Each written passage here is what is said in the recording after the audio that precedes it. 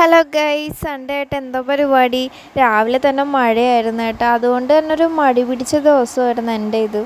അപ്പോൾ രാവിലെ തന്നെ കുറച്ച് മീൻ കിട്ടിയിട്ടുണ്ട്. കൊഴിയാള മീനും കിട്ടിയിട്ടുണ്ട്, അതേപോലെ കുറച്ച് നെത്തോലി മീനും കിട്ടിയിട്ടുണ്ട്. മസാല പുരട്ടി ഫ്രൈ ചെയ്യാനായിട്ട് വെച്ചിട്ടുണ്ട്.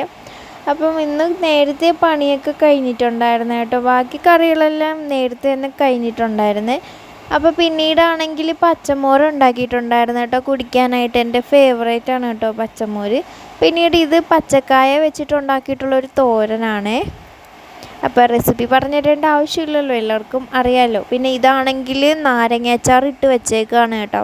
ഇവിടെ നാരങ്ങാച്ചാർ ഇടുമ്പോൾ കുറച്ച് കൂടുതലായിട്ട് ഇടാറുണ്ട് കേട്ടോ, അപ്പോൾ കുറേ ദിവസങ്ങളിൽ എടുക്കാൻ പറ്റില്ലേ.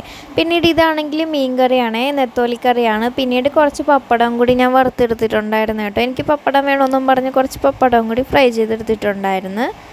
നിങ്ങളുടെ വീട്ടിൽ ഞായറാഴ്ച എന്താ സ്പെഷ്യൽ? എന്തായാലും കമൻറ്റ് ചെയ്തേക്കണം കേട്ടോ. ചിക്കനാണോ ബീഫാണോ എന്താണ്? അങ്ങനെ ഇത് താൻ്റെ കപ്പക്കറിയാണ് കേട്ടോ. ഇത് നമ്മൾ കുറച്ച് വറ്റൽമുളകൊക്കെ ഇട്ടിട്ടൊന്ന് ഇതാക്കി എടുക്കുന്നതാണ്. നല്ല ടേസ്റ്റാണ് കേട്ടോ. അരപ്പൊന്നും ഇടാതെ ഉണ്ടാക്കിയെടുക്കുന്നതാണ് കേട്ടോ കപ്പക്കറി. അപ്പോൾ പിന്നീട് ആണെങ്കിൽ ചോറിട്ടിട്ടുണ്ടായിരുന്നേ, കഴിക്കാനായിട്ട് പോവാണ് കേട്ടോ. കുറച്ച് ചോറിട്ട് കൊടുത്തിട്ടുണ്ട്, പിന്നീട് കുറച്ച് തോരനും എടുത്തിട്ടുണ്ടേ. പിന്നെ ഏതാണ്ട് കപ്പക്കറി എടുത്തിട്ടുണ്ട്, അതേപോലെ തന്നെ ഫിഷ് ഫ്രൈയും ചെയ്തിട്ടുണ്ട്. പിന്നീട് ഒരു പപ്പടം. അപ്പോൾ ഇതൊക്കെയാണ് കേട്ടോ ഇന്നത്തെ എൻ്റെ ഊണ്.